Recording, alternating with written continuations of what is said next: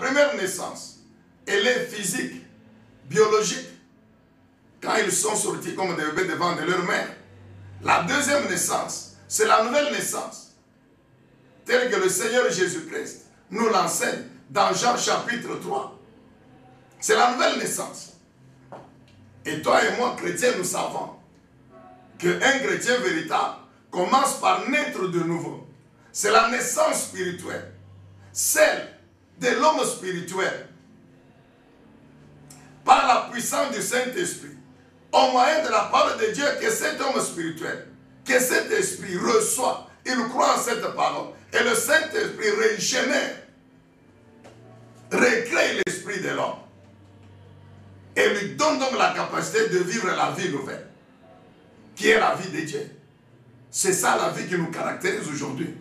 Donc ceux qui sont nés deux fois, ils mourront une seule fois, ils ressuscitent pour ne plus mourir. Ah, amen, bien-aimé. Chrétien, tu ne peux pas dire amen, mon frère. Dis bien amen. Je te dis ceci.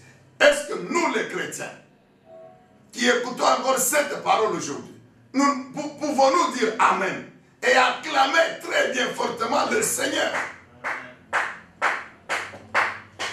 La Bible atteste, je le répète, que ceux qui sont nés deux fois, première naissance physique, deuxième naissance, c'est la nouvelle naissance, qui concerne l'homme spirituel.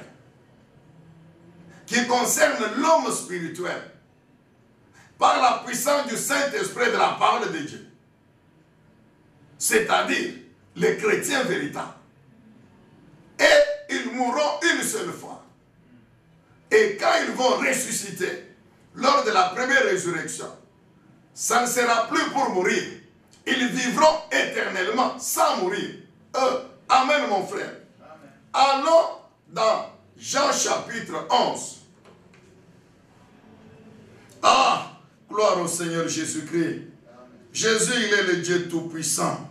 Qu'il soit loué, qu'il soit béni, notre Seigneur et notre Dieu. Jean chapitre 11. Nous connaissons bien le verset 25. Jean chapitre 11, le verset 25. Voici ce que le Seigneur déclare. Jésus lui dit, il dit à qui? À Marthe, la sœur de Lazare, qui était dans la tombe, mais que Jésus n'avait pas encore ressuscité. Mais nous savons. Jésus lui dit, c'est moi qui suis la résurrection et la vie. Celui qui croit en moi vivra, même s'il meurt. Et toute personne qui vit et croit en moi ne mourra jamais. Crois-tu cela? Nous connaissons bien ce passage, cette histoire. Lazare, la sœur de Marie et Marthe, de Béthanie, était mort.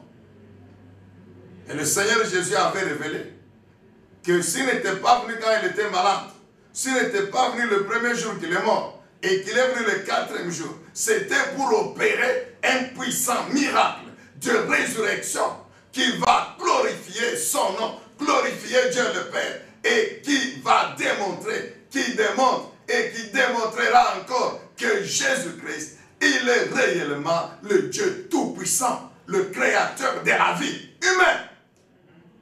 Alléluia. Amen, bien-aimé dans le Seigneur. Qu'est-ce qu'il dit ici? Il donne cette révélation sur son identité, sur sa puissance en tant que Dieu. Il dit quoi? Je suis la résurrection et la vie. Et il explique que celui qui croit en moi vivra quand bien même il meurt. Ça veut dire quoi?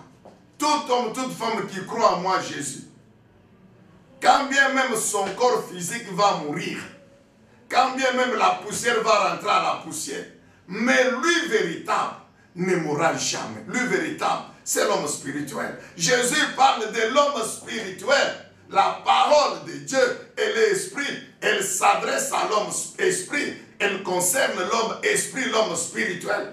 Et le Seigneur ajoute, quiconque croit et vit à moi ne mourra jamais. Hey, amen. C'est ce que dit Apocalypse, chapitre 20, verset 6. Il dit, ils ne mourront plus.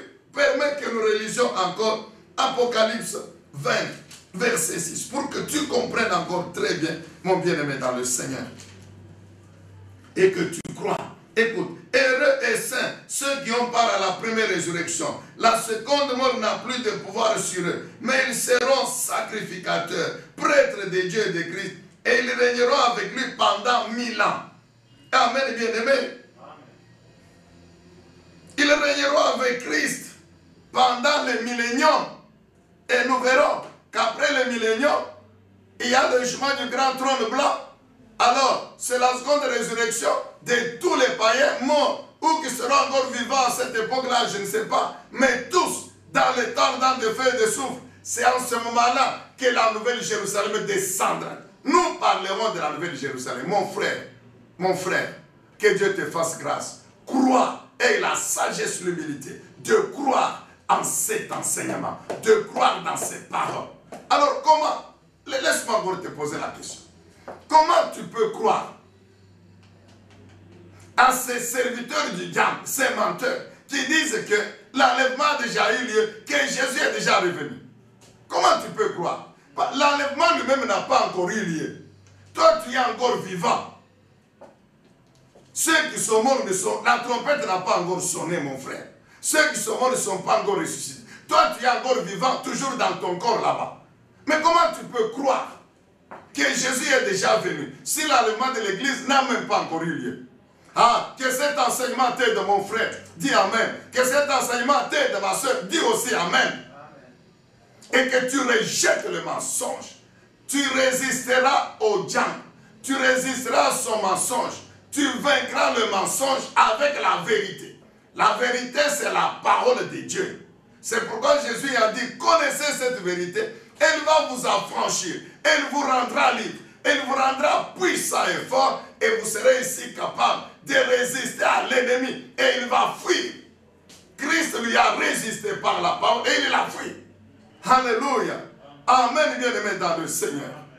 Heureux ceux qui ont part à la première résurrection, car la seconde mort n'a pas d'effet sur eux. Retiens encore, la seconde mort c'est laquelle? On reviendra, s'il faut répéter 100 fois, nous allons répéter. La seconde mort c'est laquelle? Jésus dit dans Jean 11, que ceux qui croient en lui, ses disciples, quand ils vont mourir pour la première fois, ils vont ressusciter et ils ne mourront plus jamais. Ils vivront éternellement avec lui. C'est ce qu'Apocalypse confirme. Maintenant, ceux qui n'auront pas cru en Jésus-Christ ne prendront pas part à la première résurrection. Et ils vont ressusciter après les 1000 ans. Après la première résurrection ne concernera que les justes, car ils ressuscitent pour être enlevés et aller à la rencontre du Seigneur Jésus-Christ dans les airs, dans l'atmosphère. Jésus lui-même sait où. Amen, bien-aimé. Maintenant, les païens, dont toi là qui refuses de croire en Jésus-Christ, alors que tu écoutes encore cette parole aujourd'hui, sache que quand tu vas mourir, quand la trompette va sonner, tu ne ressusciteras pas.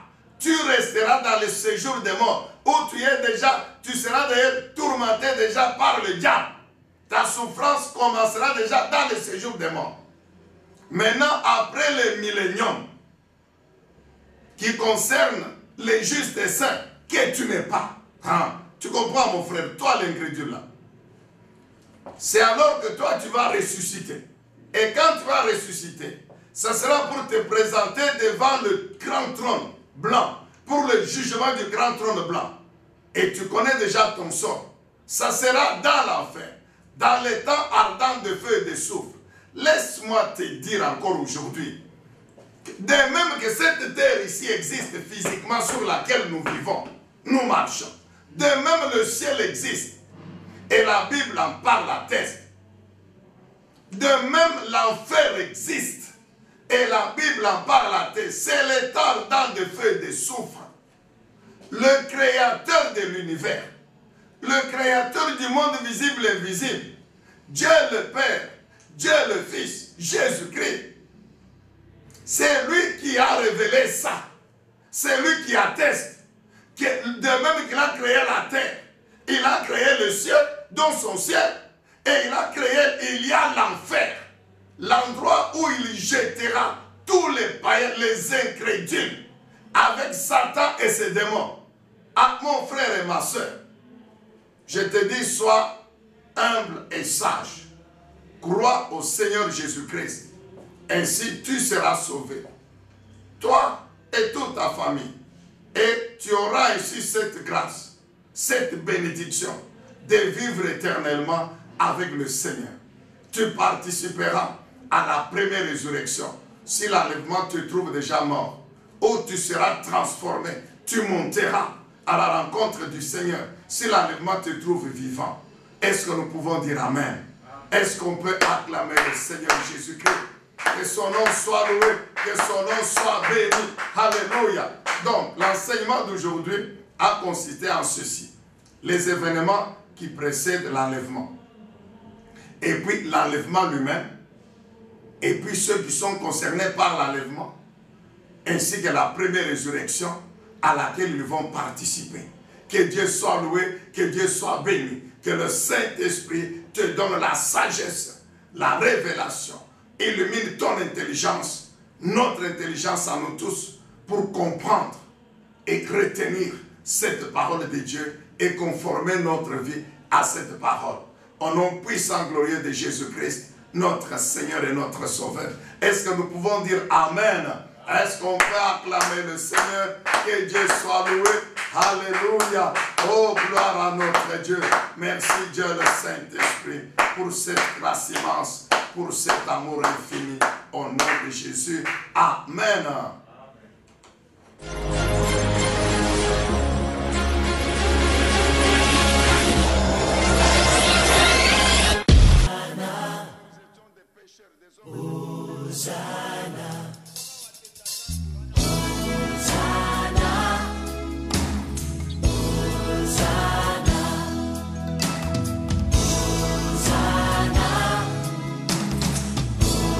C'est parce que nous étions des pécheurs, des hommes et des femmes imparfaits.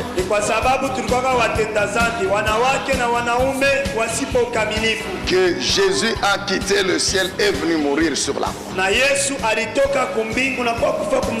Et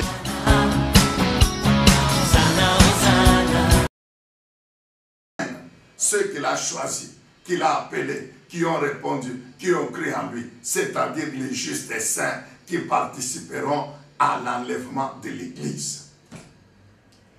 Amen, bien-aimé. Le Seigneur Jésus-Christ lui-même, il parle de l'enlèvement.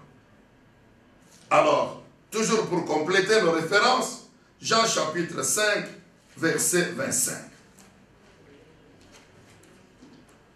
Jean chapitre 5, verset 25. Jean 5, verset 25. La Bible dit ceci. En vérité, je vous le dis, dit le Seigneur Jésus, l'heure vient, et elle est déjà là, où les morts entendront la voix du Fils de Dieu, et ceux qui l'auront entendu vivront. Qui sont ces morts qui entendront la voix du Fils de Dieu? Ces morts qui entendront le son de la trompette. Ce sont ceux qui ressusciteront. Alléluia. Amen. Nous ne sommes pas encore à la résurrection. Ici, nous voyons d'abord les références bibliques qui parlent de l'enlèvement. Alors, il y a eu d'abord Zacharie 9, 14, puis Matthieu 24, 31 et Jean 5, 25. Maintenant, nous allons dans les épîtres. 1 Corinthiens chapitre 15. 1 Corinthiens chapitre 15. Permettez que nous puissions relire encore ce passage. Nous l'avons lu hier.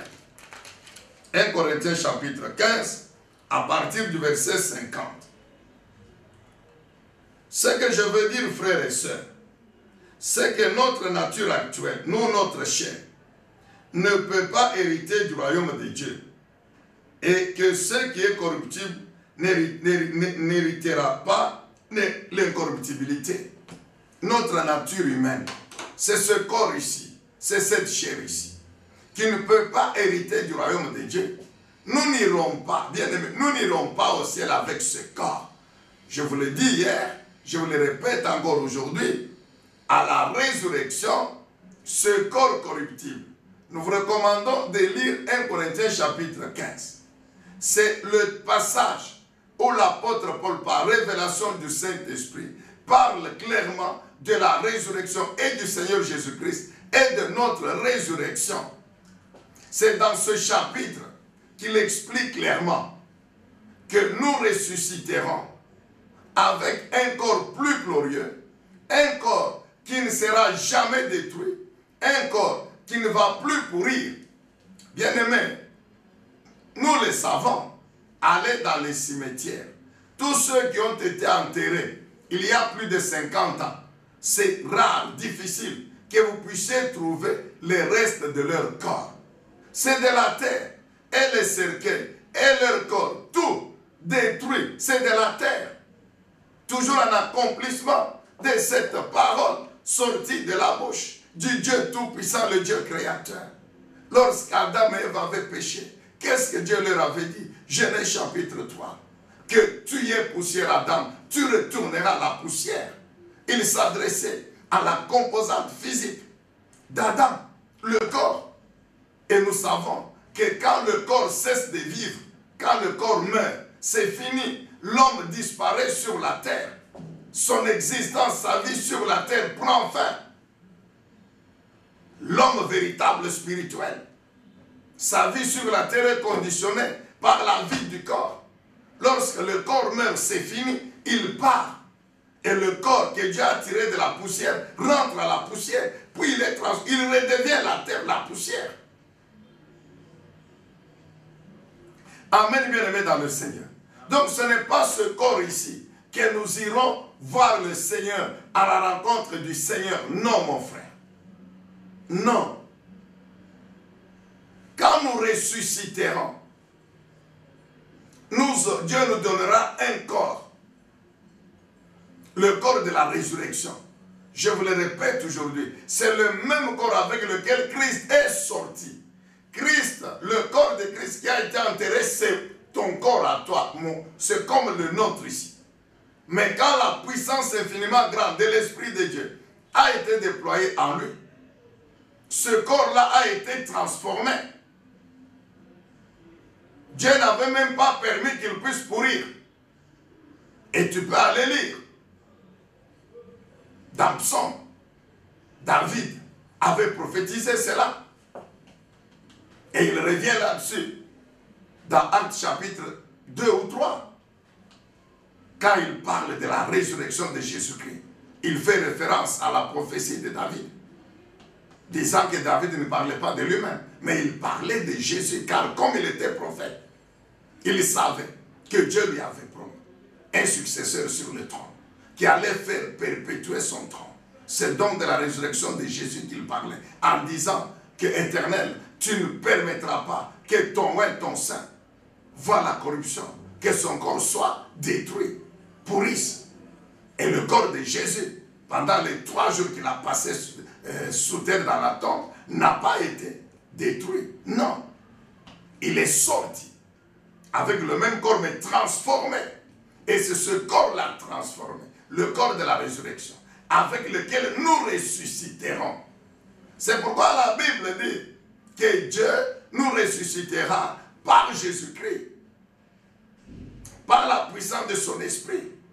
De même, la Bible dit, c'est lui qui a ressuscité Jésus d'entre les morts, donnera la vie à vos corps mortels, à vos corps qui vont mourir. Il fera revivre le corps. Dieu va donner la vie au corps qui sera détruit, en le transformant. Amen. C'est avec ce corps-là que nous irons au ciel. Et c'est de ça dont l'apôtre Paul parle ici, en disant que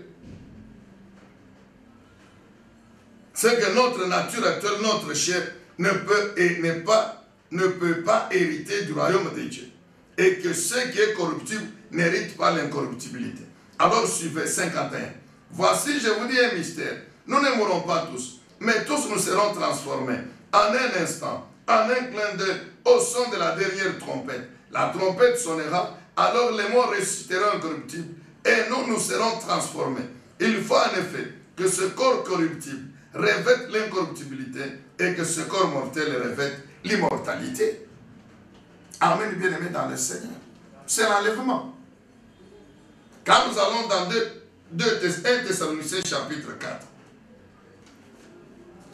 1 Thessaloniciens chapitre 4. Nous avons dit que cet enseignement, nous le suivons sur base des Saintes Écritures. C'est sur la base de ce que la Bible dit, de ce que le Saint-Esprit a révélé dans la parole de Dieu.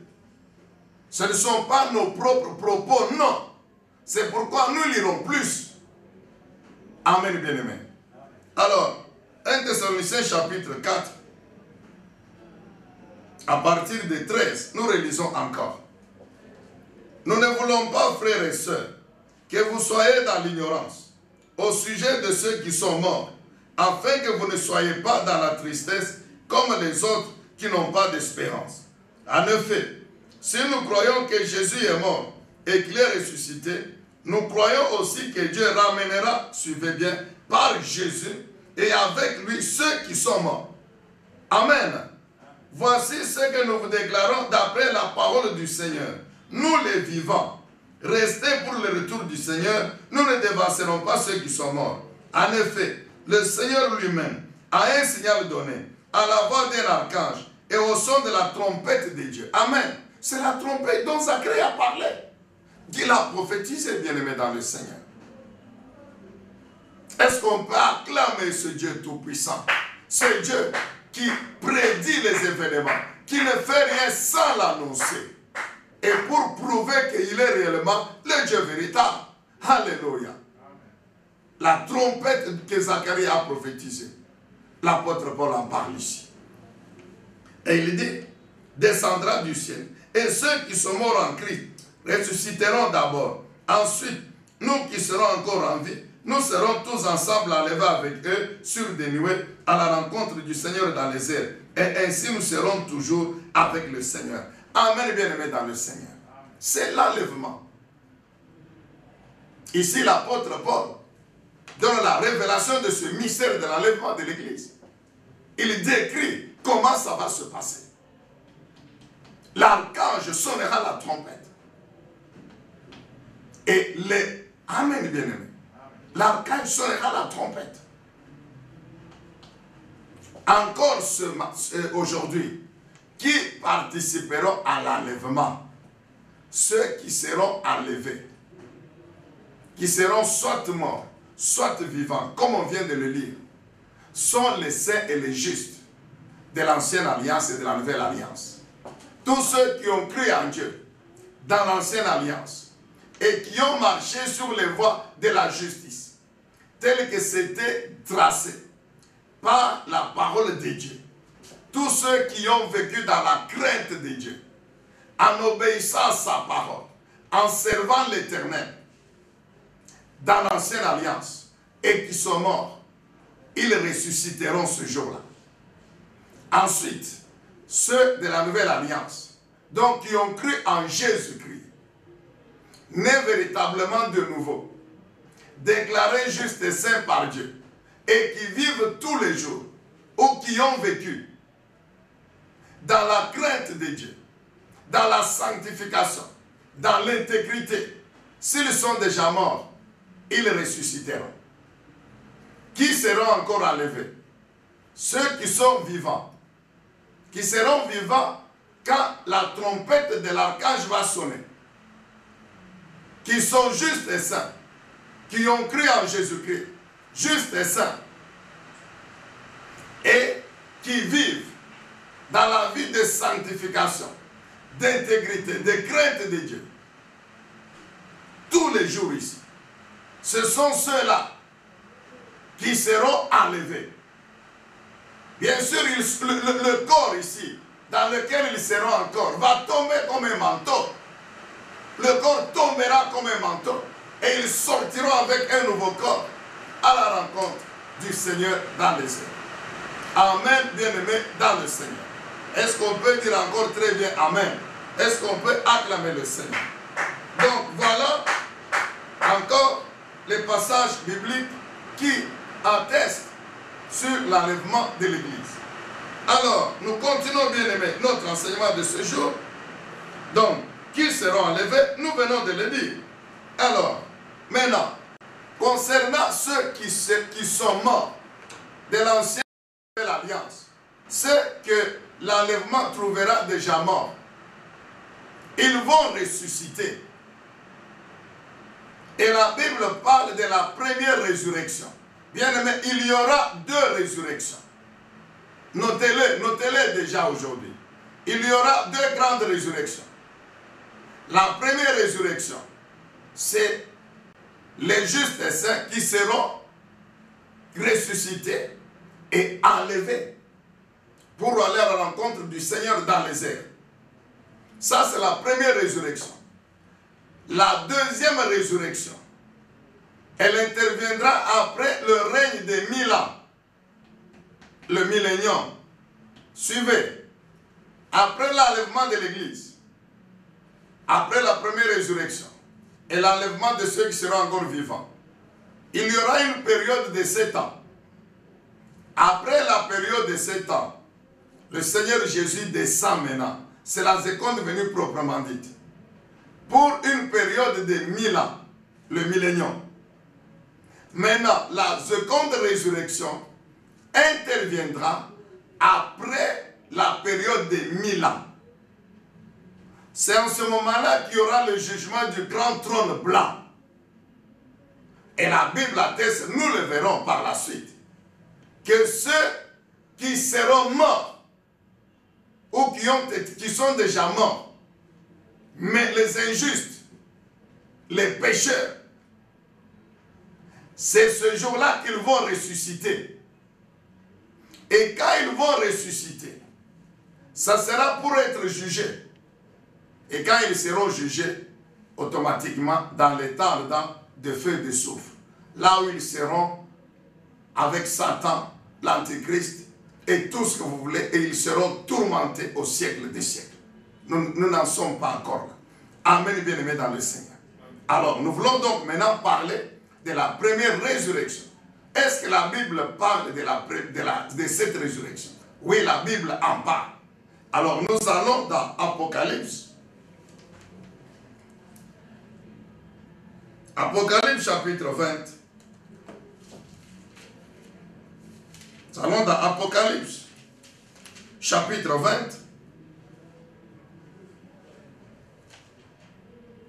Nous lisons à partir du 4e verset. Ensuite, j'ai vu des trônes. Apocalypse 24. Ensuite, j'ai vu des trônes. Et ceux qui s'y assirent reçurent le pouvoir de juger. Je vis ensuite l'âme de ceux qui avaient été décapités à cause du témoignage de Jésus et à cause de la parole de Dieu. Tous ceux qui n'avaient pas adoré la bête ni son image et qui n'avaient pas reçu sa marque sur le front ni sur la main. Ils revinrent à la vie et ils régnèrent avec Christ pendant 1000 ans. Ici, bien aimé, il s'agit déjà ici, donc des événements pendant les 7 ans. Nous y reviendrons. Maintenant, le verset 5. Les autres morts ne revinrent pas à la vie avant que les 1000 ans soient passés. C'est la première résurrection. Heureux 6. Heureux et saints, ceux qui ont part à la première résurrection. La seconde mort n'a pas de pouvoir sur eux, mais ils seront prêtres de Dieu et de Christ, et ils régneront avec lui pendant 1000 ans. Amen, bien-aimés. Heureux ceux qui ont part à la première résurrection. C'est la Bible qui en parle, mon frère. Mon frère. Apocalypse, ce sont ces puissantes révélations que le Seigneur Jésus-Christ a données à l'apôtre Jean, alors qu'il était dans l'île de Patmos. Bien-aimé dans le Seigneur, comment tu ne peux pas croire que ces événements auront bel et bien lieu? Je t'ai déjà dit ceci. Si les événements qui sont décrits dans la Bible, depuis le livre de Genèse jusqu'au dernier livre qui précède Apocalypse, et nous savons tous que ce dernier livre qui précède Apocalypse, c'est le livre de Jude. Bien-aimé, si les événements qui sont décrits dans cette partie parties de la Bible, j'ai dit bien de la Genèse, Ancienne Alliance, à l'Épître des Juifs de Nouvelle Alliance. Si Dieu le Tout-Puissant, si le Seigneur Jésus-Christ, Dieu le Père, Dieu le Fils et Dieu le Saint-Esprit, si notre Dieu, dans sa Trinité divine, a prédit et a accompli tous ces événements, bien-aimés, qui sont contenus dans cette partie de la Bible, comment ne pouvons-nous pas croire que ce qu'il décrit dans l'Apocalypse, qui ont été même déjà annoncés par la bouche de beaucoup de prophètes comme Daniel, Zacharie, comment ne pouvons-nous pas croire que ces événements auront bel et bien lieu? Bien-aimé dans le Seigneur, je t'en supplie encore aujourd'hui, sois humble et sage, et un minimum de sagesse et d'humilité devant Dieu, devant la parole de Dieu. Crois à la parole de Dieu, sois humble et sage. Je te répète encore aujourd'hui, cette parole de Dieu, qui est Dieu lui-même, déclare, concernant toi l'homme, que après ta vie sur cette terre, quand ton corps retournera à la poussière, toi l'homme véritable, tu te présenteras devant celui qui t'a créé pour rendre compte de la manière dont tu auras vécu la vie humaine qu'il t'a donnée sur la terre. Comment tu peux perdre cette sagesse élémentaire de croire que la vie humaine que tu as sur la terre ne t'appartient pas, que tu n'en es pas l'auteur? Comment tu ne peux pas croire? Bien-aimé, laisse-moi te dire encore aujourd'hui, va à la maternité. Tu trouveras là-bas les bébés qui viennent de naître, qui ne parlent pas, qui ne connaissent rien, qui ne savent pas d'où ils viennent. Mais ce sont des hommes, des êtres humains. Mais ils ne savent pas d'où ils viennent.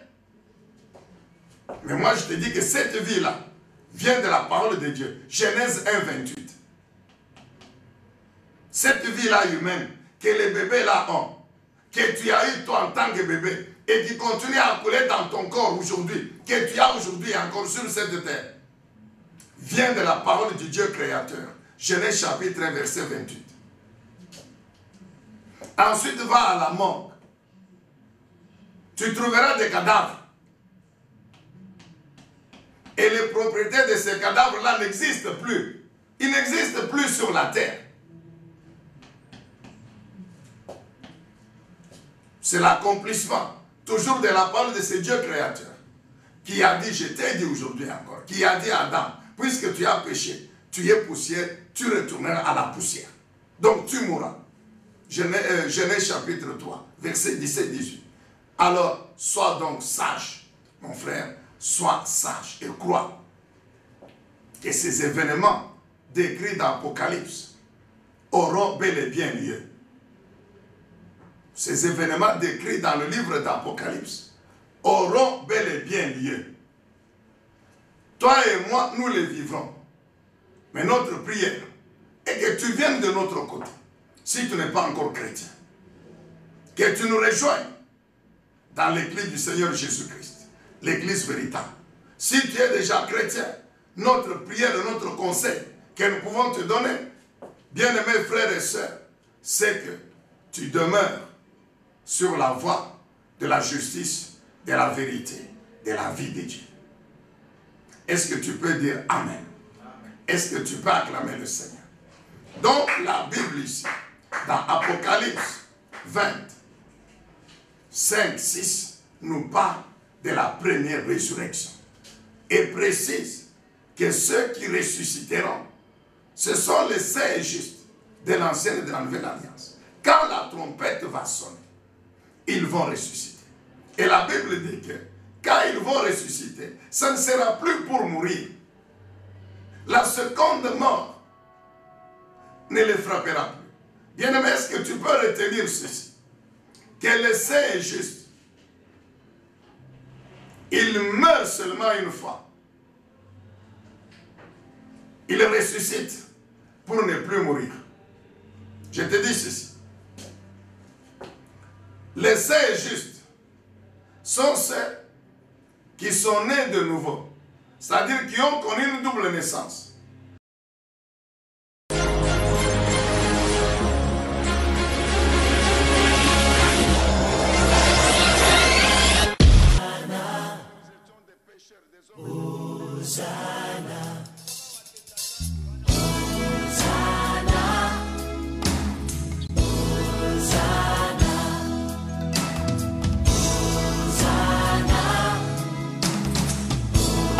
C'est parce que nous étions des pécheurs, des hommes et des femmes imparfaits.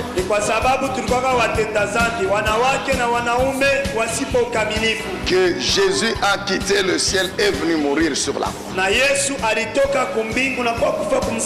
Et bien-aimés, peuple de Dieu, nous sommes dans la joie de nous retrouver ensemble encore aujourd'hui au pied de notre Seigneur et Sauveur Jésus-Christ pour écouter encore et encore sa parole. Nous avons dit que nous avons pris l'engagement, surtout cette année, d'augmenter le degré de notre foi et de notre faim de la parole de Dieu. Cette nourriture pour notre homme intérieur, notre esprit et notre âme. Est-ce que nous pouvons dire encore Amen? Alors, nous voulons avant toute chose nous recommander à sa grâce. Père Céleste, Dieu de toute grâce et de toute bonté, Dieu d'amour, merci encore au nom puissant, redoutable de Jésus-Christ pour cette opportunité que tu nous donnes de nous retrouver encore à tes pieds pour t'écouter aujourd'hui, toujours comme des disciples. Ces hommes, ces femmes qui ont cru en toi, l'Éternel Dieu Tout-Puissant, qui ont cru en Jésus-Christ, le Sauveur, le Messie, que tu as envoyé sur la terre pour sauver l'univers, et qui croient dans leur cœur que leur vie dépende de toi et de toi seul, leur Dieu, leur Créateur. C'est à ce titre et dans cette qualité que nous sommes à tes pieds pour t'écouter. Et nous te disons merci, Dieu le Saint-Esprit, de nous rendre encore capables à nous renouveler l'onction pour non seulement proclamer cette parole, mais la saisir au niveau de notre esprit et de notre âme, et mon Dieu et mon roi, la retenir et conformer nos vies à cette parole. Nous croyons que la connaissance de cette parole nous bénira et nous rendra encore plus forts et plus puissants que jamais, et capables de résister au diable et de le vaincre. Ainsi que toute puissance d'opposition à la proclamation de cette parole ou à son écoute soit détruite au nom puissant, glorieux de Jésus-Christ, notre Seigneur et notre Sauveur. Nous disons tous ensemble Amen et nous acclamons le Seigneur Dieu Tout-Puissant. Bien-aimés, peuple de Dieu, nous continuons donc notre enseignement sur les événements eschatologiques, les événements de la fin. Nous avons, la dernière fois, nous sommes arrivés jusqu'au niveau de l'enlèvement. Alors, avant de parler encore, de revenir sur l'enlèvement, nous voulons compléter ce que nous avons dit hier par certains événements qui précèdent l'enlèvement de l'Église. Et ces événements, il y a une partie qui se passe déjà, mais d'autres ne sont pas encore passés. C'est quand tous ces événements que nous pouvons qualifier de précurseurs se seront produits que l'enlèvement aura bel et bien lieu. Ensuite, nous voulons dire ceci, qu'il n'y a que Dieu le Père qui connaît quel est le jour que lui a fixé pour que la trompette sonne et que le Saint-Esprit déploie sa puissance pour enlever l'Église. Il n'y a que Dieu le Père. Même le retour du Seigneur, il est conditionné par l'enlèvement de l'Église. Et souvenons-nous de cette question qui était posée au Seigneur Jésus-Christ lorsqu'il parlait aux apôtres, aux disciples, sur les événements de la fin, sur son retour. On lui avait posé la question de savoir quand est-ce que cela aura lieu. Le Seigneur Jésus avait répondu, cela relève de l'autorité et de la souveraineté de Dieu le Père. Lui seul connaît les temps qu'il a fixés pour cela.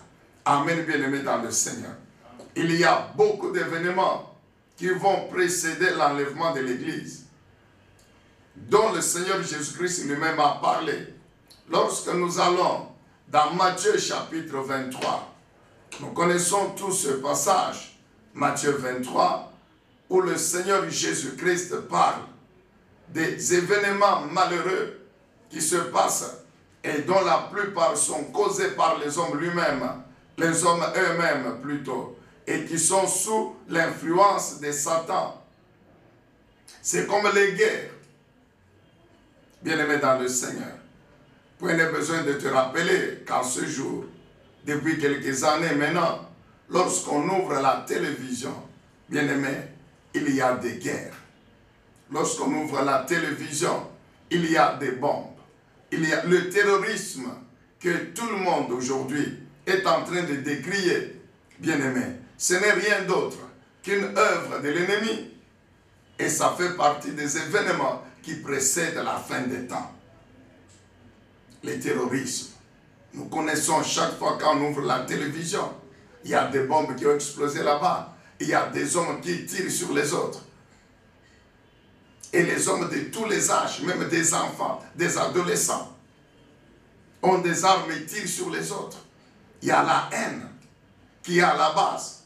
Les guerres, bien-aimés, les bruits de guerre, les bombes, le terrorisme. Mais il y a aussi des événements naturels, comme le tremblement de terre, que nous avons partout. Vous en avez au sud de l'Europe, en Italie, vous en avez en Amérique latine, à l'ouest de l'Amérique latine, vous en avez au Japon, vous en avez en Inde, vous en avez partout, les tremblements de terre. Et tous ces événements, que ce soit humains ou naturels, bien-aimés dans le Seigneur, détruisent. Il n'y a pas que ces événements que le Seigneur Jésus-Christ avait prédit, dont il avait parlé. Quand nous allons toujours dans Matthieu chapitre 24, non, quand nous allons maintenant dans 2 Thessaloniciens chapitre 2, dans Matthieu 24, le Seigneur Jésus parle de tous ces événements dont je viens de vous dire. Mais quand nous allons dans 2 Thessaloniciens chapitre 2, nous pouvons lire à partir du premier verset.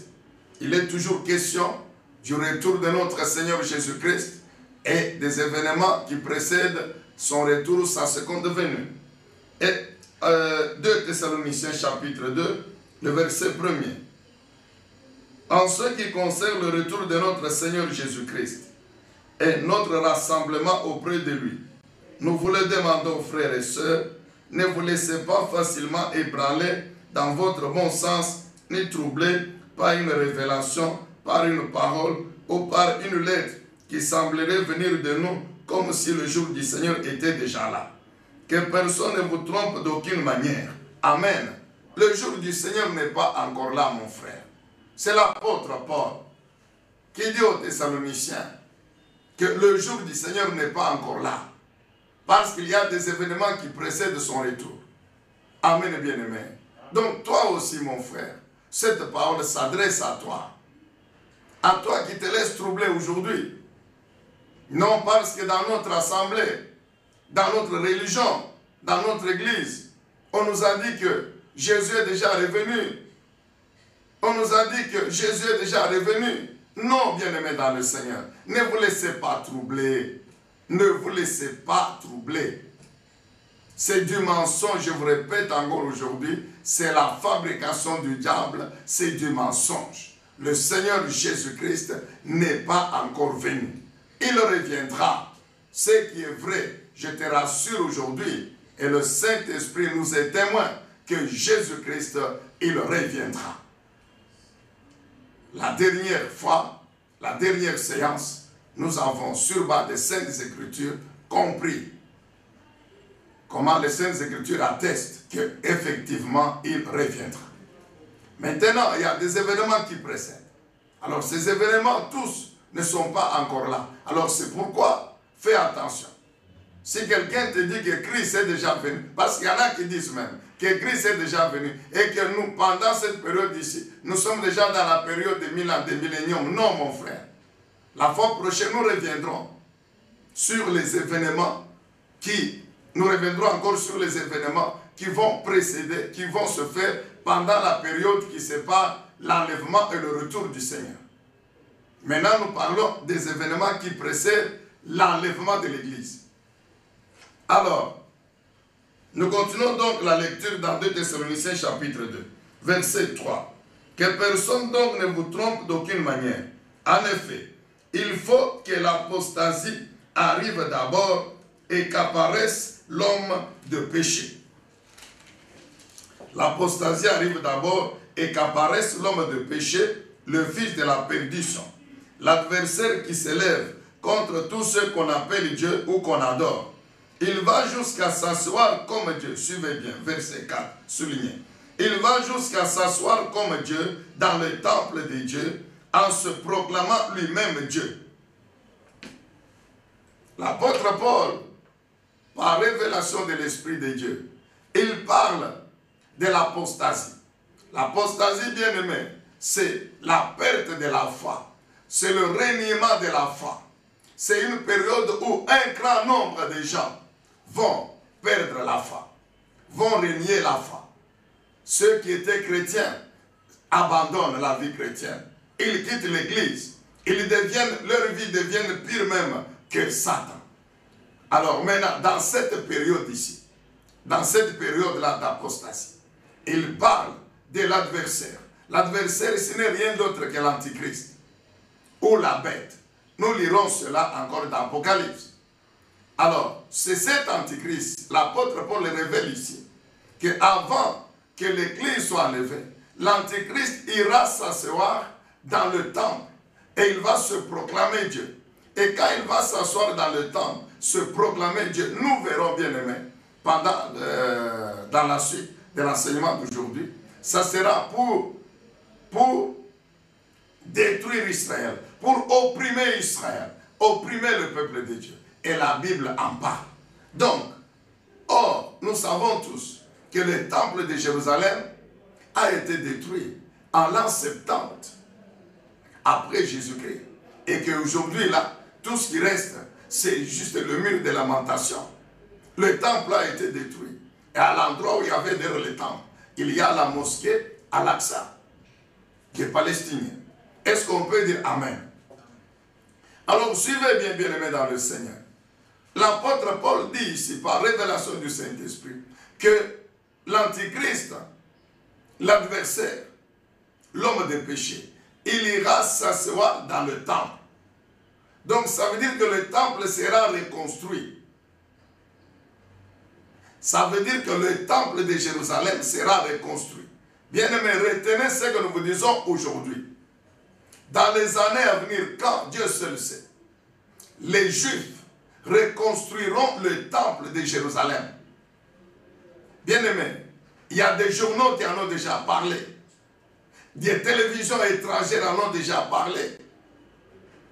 Quand vous allez en Israël, le sacerdoce lévitique a déjà été reconstitué. Il y a les Lévites qui ont été préparés. Le sacerdoce comme à l'époque d'Aaron, avec tous les services dans le temple. Les Juifs qui ne croient pas en Jésus-Christ, qui ne croient pas que l'ancienne alliance a déjà été abolie. Bien-aimés dans le Seigneur, ils sont en train de préparer cela. Point n'est besoin de vous dire que les Israélites sont prêts de reconstruire le temple comme c'était le temple de Salomon et de reconstituer, de remettre tous les services qu'il y avait dans le temple. Donc les sacerdoces lévitiques, sacerdotal de l'ancienne alliance. Ils s'y préparent. Et tous les matériaux sont déjà prêts. Bien-aimés dans le Seigneur, nous vous disons ceci. Retenez ce que nous vous disons aujourd'hui sur base des Saintes Écritures. le temple de Jérusalem sera reconstruit. Qu'est-ce qui va se passer? Après l'enlèvement de l'Église, il y aura une période de 7 années. Nous allons en parler. Alors, pendant cette période de 7 années, l'Antichrist, qui sera un homme que la Bible qualifie de bête ou d'Antichrist, un homme préparé par Satan, ça ne sera pas Satan, mais ça sera un homme. Mais Satan va le remplir de sa puissance pour en faire un être spirituellement puissant. Et c'est lui qui ira s'installer à Jérusalem, dans le temple, après l'enlèvement de l'Église. Bien-aimés, pouvez-vous dire Amen? Je reprends pour que vous puissiez bien retenir. Nous disons ceci.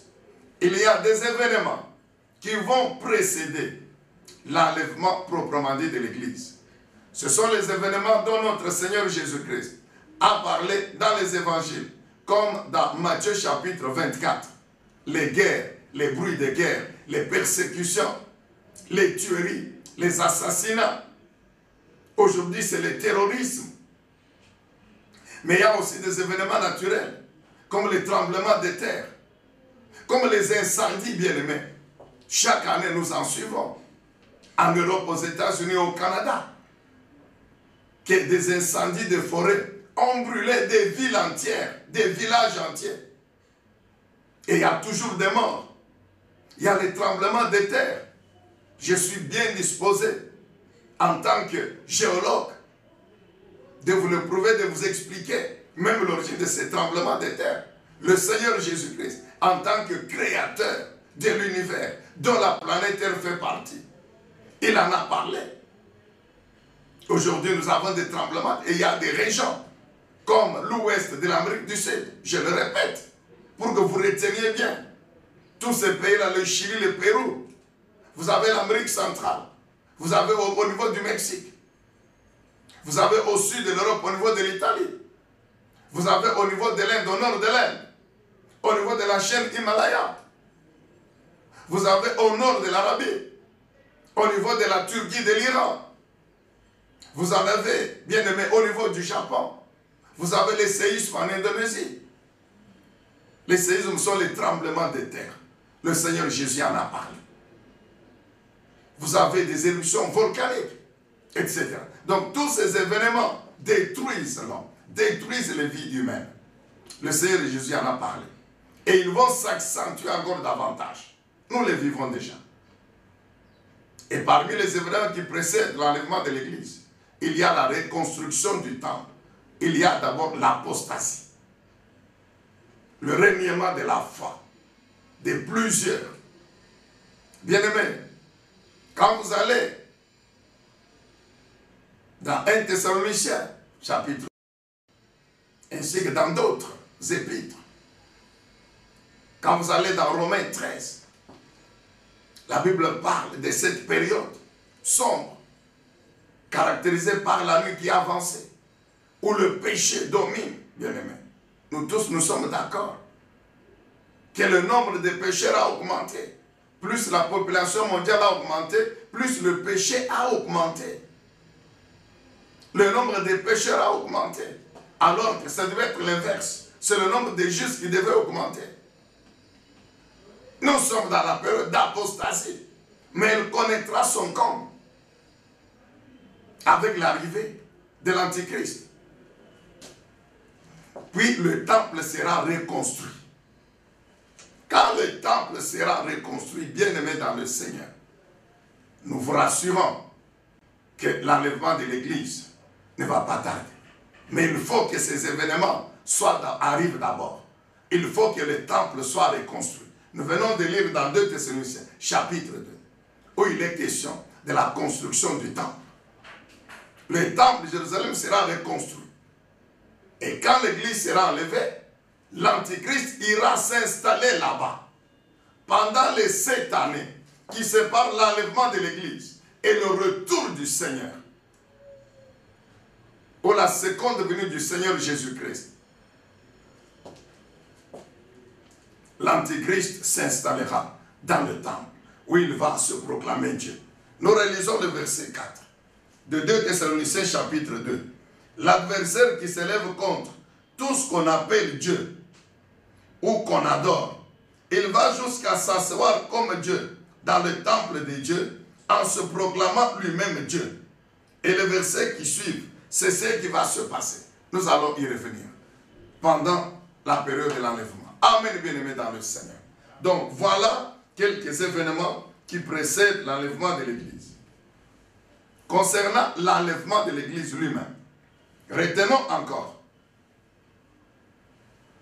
que prophétiquement, l'enlèvement de l'Église a été prophétisé. Si vous lisez encore aujourd'hui, Zacharie 9, verset 14, je dis que l'enlèvement de l'Église a été prophétisé. Zacharie chapitre 9, le verset 14, la Bible dit quoi? Zacharie 9, 14.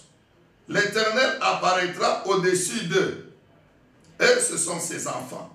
L'Éternel apparaîtra au-dessus d'eux et sa flèche partira comme l'éclair. Le Seigneur l'Éternel sonnera de la trompette et il s'avancera dans l'ouragan du sud. C'est Zacharie qui parle.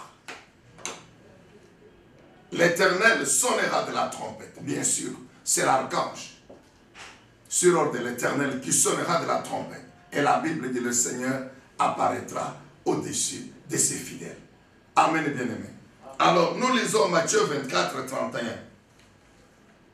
Matthieu 24, 31. Là, c'est le Seigneur Jésus-Christ lui-même.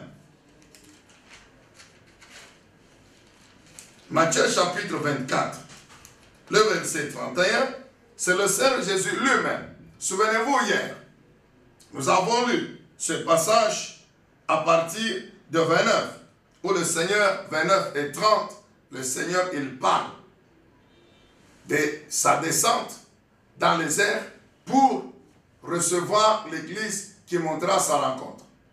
Où il dit, je descendrai dans les nuées. Alors maintenant, excusez-moi, où le Seigneur parle de sa venue, il descendra dans les nuées. Maintenant, avant que le Seigneur ne descende dans les nuées, lors de sa seconde venue, au verset 31, écoutez ce que Jésus dit. Il enverra ses anges avec la trompette retentissante et ils rassembleront ceux qu'il a choisis des 4 coins du monde, d'une extrémité du ciel à l'autre. Amen, bien-aimés dans le Seigneur. Nous relisons le verset 31. Il enverra ses anges avec la trompette. Il sait qui. Mais c'est le Seigneur Jésus-Christ lui-même. Avec la trompette retentissante. Et ils rassembleront ceux qu'il a choisis des 4 coins du monde, d'une extrémité du ciel à l'autre.